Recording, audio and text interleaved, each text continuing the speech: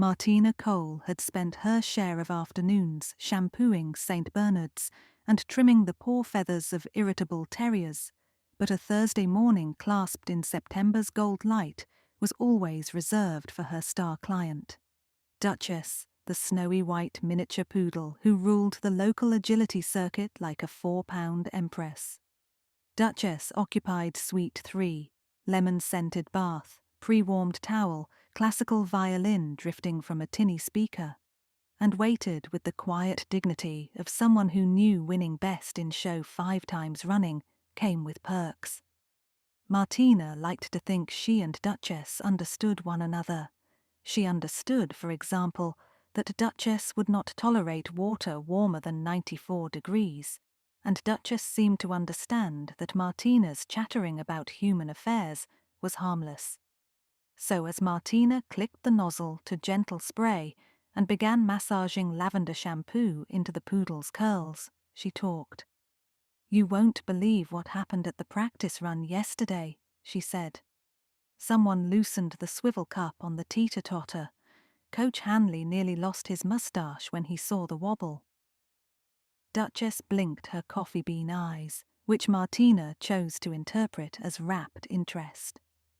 "The club board thinks it's teenage pranksters," Martina went on, fingers working small circles behind the dog's ears. "But you and I know better. There's money riding on Saturday's regional qualifier, and sabotaging the rigs could topple the odds." Martina rinsed, conditioned, and fluffed until Duchess resembled a cloud that had floated down to sample Earth's pleasures. Then she reached for the collar, an understated red leather band studded with what Duchess's owner, Lena Faraday, claimed were glass rhinestones. As she unclasped the buckle, something pricked Martina's thumb. She yelped, startled more by the sting's sharpness than its pain. A bead of blood welled beneath her nail. Turning the collar over, she discovered a minute slit in the inner lining. Inside the slit glinted a pebble no larger than a sesame seed, clear, faceted, and too coldly brilliant to be glass. Martina caught her breath. "Well, Duchess, either your mum upgraded your jewellery, or we've stumbled onto trouble." Before she could probe farther, the shop's doorbell jingled, announcing Lena's arrival. The woman swept in on heels clicking like castanets, her perfume, a peppery jasmine, stirring the air. Martina slid the collar into her apron pocket. "How's my champion?" Lena chirped, reaching to pat the freshly puffed neck. "Perfect as always," Martina said. She handed Duchess over, still towel-bundled. "Just let her coat air-dry an hour before brushing." "Amazing." Lena's gaze flicked around, restless. "I'm double-parked, so same time next week." She vanished, Duchess tucked beneath her arm like a snowball. Martina watched her leave, heart humming faster than an electric clipper.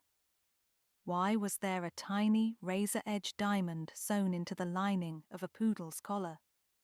And if one was hidden there, could more be stashed elsewhere? Perhaps somewhere thieves wouldn't think to look, such as among the foam and chaos of an agility trial. She closed the shop early and took the collar to her back office, a cubby wedged between stacks of grooming magazines and a crate of lavender pet wipes. Under the LED desk lamp, the cut stones sparkled with unsettling clarity. She grabbed tweezers, eased the lining open, and found 3 more stones, each as clear as Arctic ice.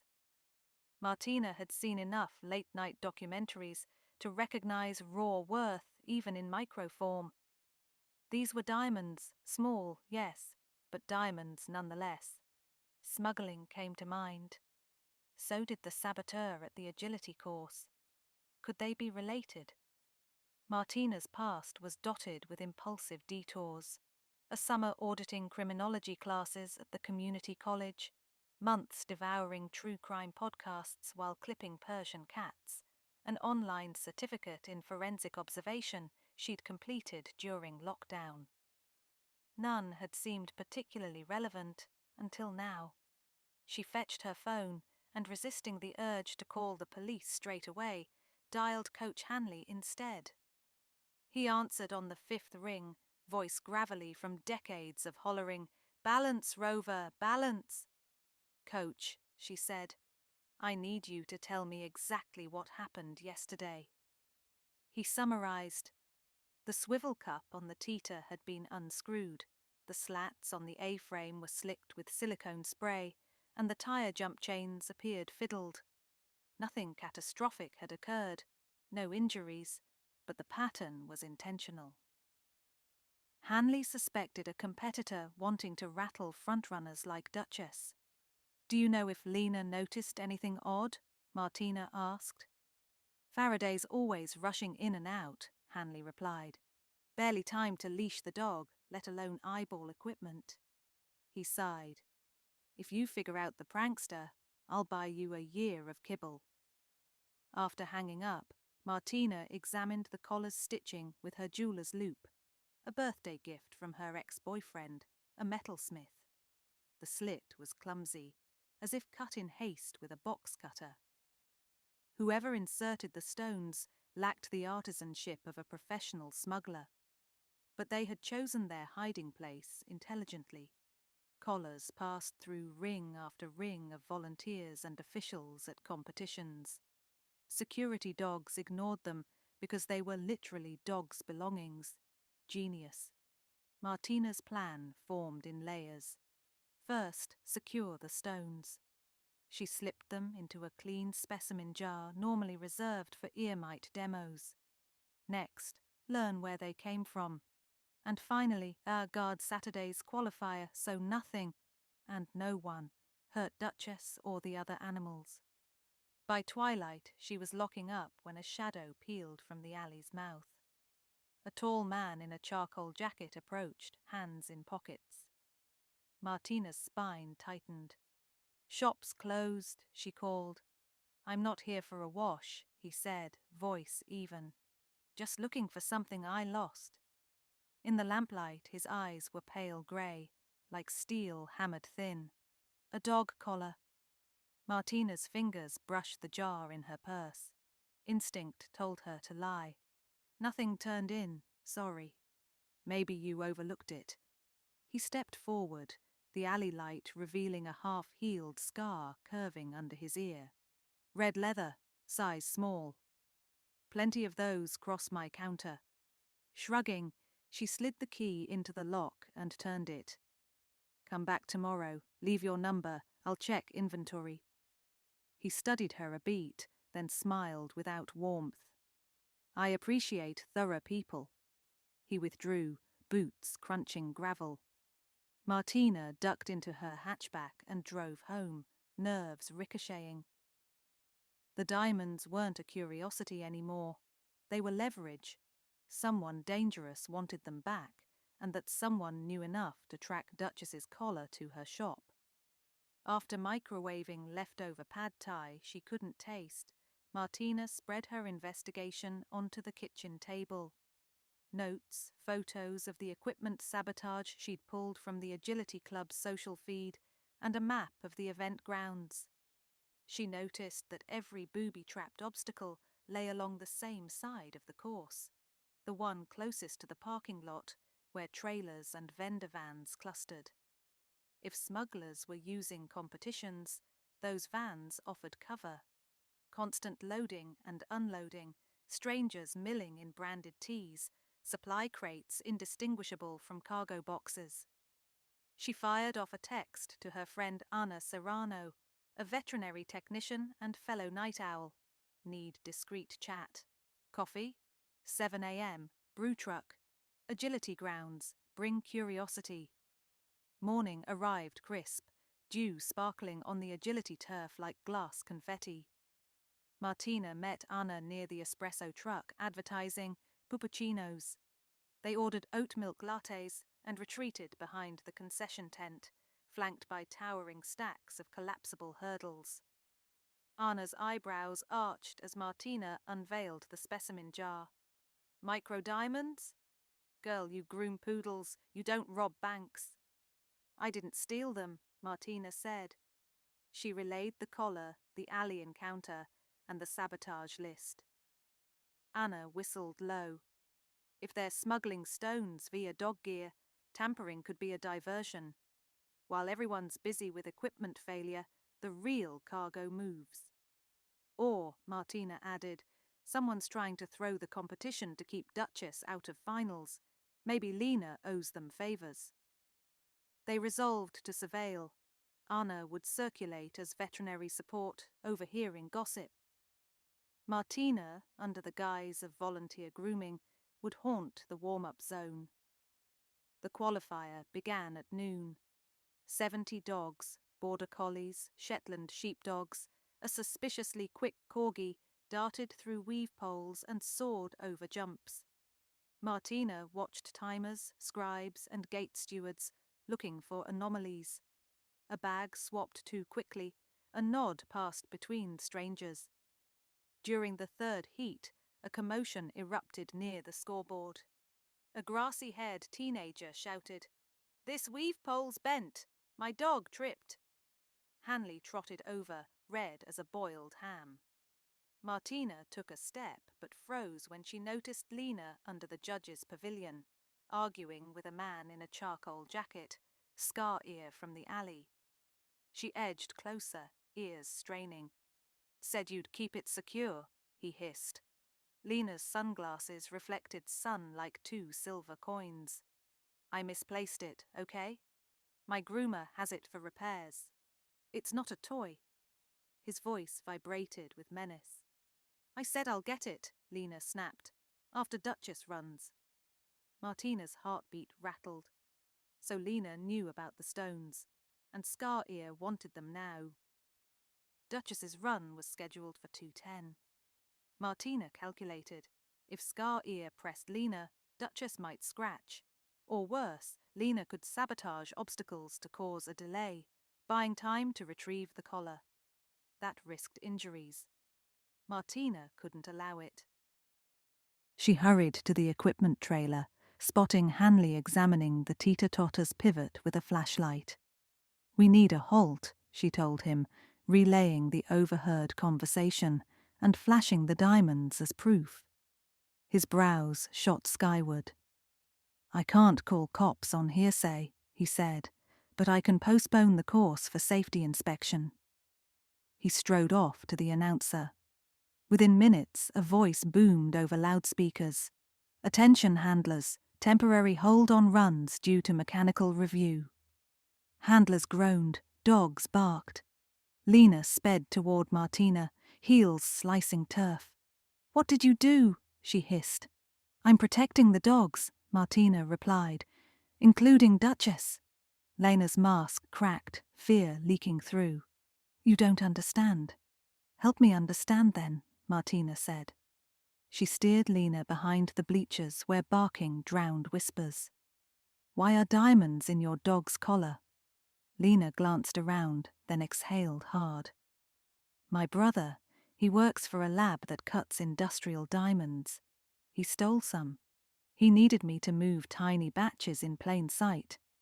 Said no one'd suspect a poodle collar at airport scans. I'm just the courier. And Scar Ear? His name's Mace. He's my brother's associate. He thinks I'm trying to keep the latest batch, but I lost the collar at your shop and panicked." Tears wobbled behind her lenses. "I loosened that teeter cup yesterday, hoping to postpone the qualifier, giving me time to retrieve the stash without Mace noticing. I didn't mean for anyone to get hurt." Martina's stomach knotted. "You endangered dozens of dogs." "I know," Lena whispered, "but if I turn the stones in, Mace will come for my family. He's ruthless." Martina weighed options. She could walk away, call police, let the chips fall. But that risked Mace vanishing with bigger shipments, and Duchess, innocent fluffball, was trapped in the middle. "Give me a chance to fix this," Martina said, "but you must promise no more sabotage." Lena nodded miserably. They devised a hasty plan. Martina would hand the diamonds to Mace under controlled circumstances, but she'd tip authorities to intercept. The trick was luring Mace where arrests could be clean, and Duchess could continue competing. Martina called Anna using a code they'd joked about during pandemic lockdown. Time for flea dip, signalling urgent backup. Anna, in turn, beckoned her cousin Diego, an off-duty sheriff's deputy attending as a spectator. Within 20 minutes, Diego appeared in civilian clothes, radio discreetly at hip. He listened as Martina laid out the flight path. "We need proof," Diego said. "Get him to ask for the diamonds on record. And keep him away from the crowd." Anna pointed to a patch of storage tents behind the main arena. "Less foot traffic there." Martina texted Mace from Lena's phone. Groomer found collar. "Meet me by vet tent, 3 p.m, come alone." Minutes crawled. The course resumed, dogs launched over bars. Duchess's slot was moved to the end of day, buying them time. At 2:50, Martina stationed herself by the vet tent, diamonds pocketed. Diego loitered within earshot, studying his phone. Anna pretended to inventory first aid kits. Mace appeared, shadow long in the lowering sun. "Where's Lena?" he demanded. "She sent me," Martina said. "She's busy prepping Duchess." "Smart girl." Mace's gaze drilled her pockets. "Hand them over." "Payment first," Martina bluffed. "She said $2,000. Mace scoffed. "Payment was your life staying intact." He stepped closer, menace radiating. Diego pivoted, voice calm. "That's far enough." Mace froze, assessing. "Who are you?" "County Sheriff's deputy." Diego flipped his badge. "Keep your hands visible." Mace darted. Diego lunged, catching his jacket. They grappled, canvas tent poles rattled. Anna shouted, "Back up near vet!" Two uniformed officers, previously summoned by Diego, sprinted from behind a trailer. Within seconds, Mace was cuffed, face pressed to grass. Martina's knees trembled. She surrendered the specimen jar to Diego, who bagged it as evidence. "Good work," he said. "Thanks for not pocketing these." "Dogs don't wear bling for nothing," she quipped weakly. Meanwhile, officers escorted Mace away. From his lips slithered a threat. "You think this ends it? Others will come." Martina shivered but squared her shoulders. "We'll keep the collars tighter." They still needed a statement from Lena. Diego assured them protective custody could be arranged if she testified. Lena agreed after hearing of Mace's arrest, relief washing her features. By the time the dust settled, the sun hovered amber at the horizon. Hanley approached Martina. "Duchess is up. You still handling the grooming check?" Martina laughed, tension draining. "Wouldn't miss it." Duchess pranced to the start line, tail curled like a question mark. Lena waited ringside, escorted by an officer. The whistle blew. Duchess rocketed forward, fur streaming, clearing jumps with ballerina grace. The teeter tottered obediently, held tight by fresh bolts.